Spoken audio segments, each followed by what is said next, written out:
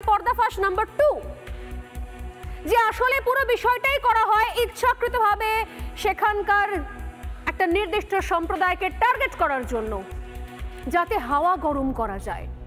পুরোটাই আসলে ষড়যন্ত্র কল্পিত রচিত, এবং সেই জন্য সেখানে সেরকম কোনো চেহারা দেখতে পাওয়া যায়নি। এক ঝাঁক যারা অল্প বয়সী ছেলেরা, এবং এও অনেকে বলছেন তারা কোথা থেকে এলেন, কিভাবে এলেন, তাদেরকে স্থানীয় লোকালে কোনোদিনও দেখতেও পাওয়া যায়নি, কারণ লোকাল যারা স্থানীয় যারা বাসিন্দা তারা এ ধরনের ঘটনা কখনো ভাবতেও পারেননি।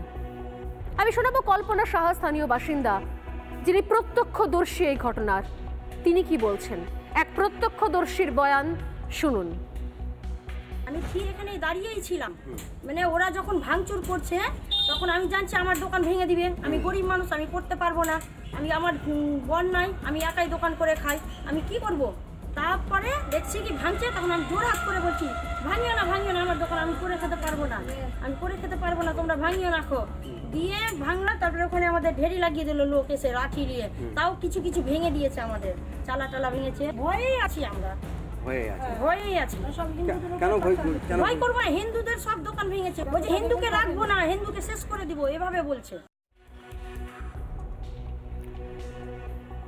কেন বলছিলাম যে ইচ্ছে করে হাওয়া গরম করা হচ্ছে, কারণ এর নেপথ্যে কোনো ষড়যন্ত্র রয়েছে। কারণের জন্য শুনতে হবে জয়নাল আবেদিন বিশ্বাসের বক্তব্য, মোথাবাড়ির ব্যবসায়ী সমিতির সম্পাদক। কারণ আপনারা জানেন যে এই গোটা ঘটনায় অনেক বেশি ক্ষতি হয়েছে ব্যবসায়ীদের। মোথাবাড়ির সেই জায়গা যাকে চৌরঙ্গি মোড় বলা হয়ে থাকে, সেই চৌরঙ্গি মোড় যেখানে রীতিমতো একটা বড় সড়ো ছানার কারবার রয়েছে, ঘোষেদের সেখানে ছানার ব্যবসা রয়েছে, যা মোথাবাড়ি থেকে বিভিন্ন প্রান্ত, মালদার বিভিন্ন জায়গাতে তা বিক্রি বাটার জন্য যায়, এবং এটা একটা অর্থনীতির বড় জায়গা মোথাবাড়ির। শুধুমাত্র ছানার ব্যবসা নয়, একই সঙ্গে সেখানকার ছোটখাটো দোকান, অর্থাৎ রুটি রুজিতে কোথাও লাঠি পড়ে গেল। কাদের জন্য? মোথাবাড়ি ব্যবসায়ী সমিতির সম্পাদক আবেদিন বিশ্বাস, তিনি কি বলছেন শোনাবো।